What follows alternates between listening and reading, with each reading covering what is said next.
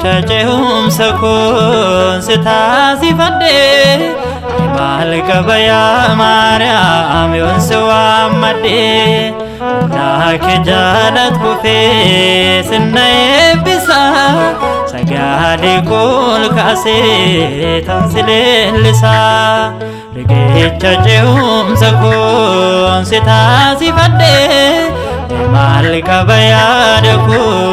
yonsuwa madde na ke jalat kufe sinnaye bisa sagade kol kase tansile lisa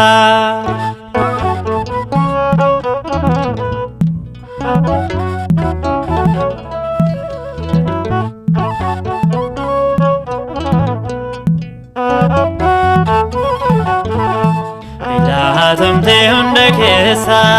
ataaddatate situ firii jireenya garaatti baate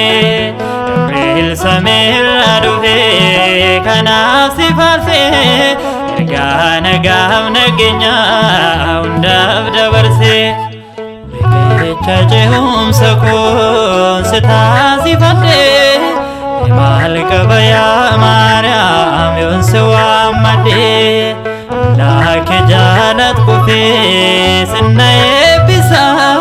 sagade kol kase tansile lisa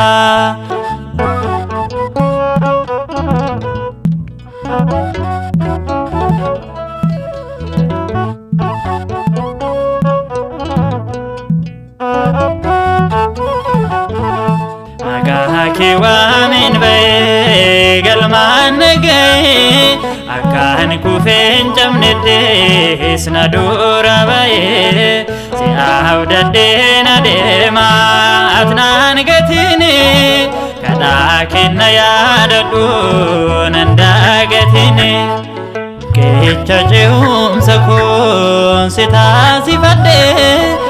mal kabaya deko yonsuwa madde na ke jalat kufe sinnaye bisa sagade kol kase tansile lisa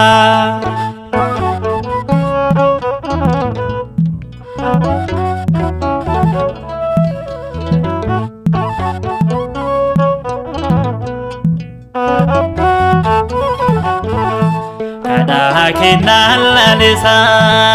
dunanno binni yoki yotates nanandando darahare jan godada katinafu wanundu mane adako kada kefsafu kecha jeum sakon sitasi fadde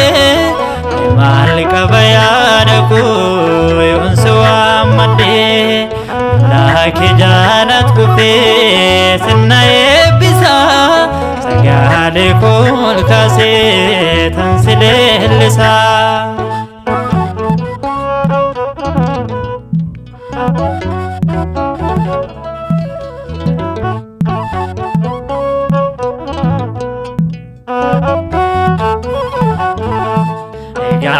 ya namota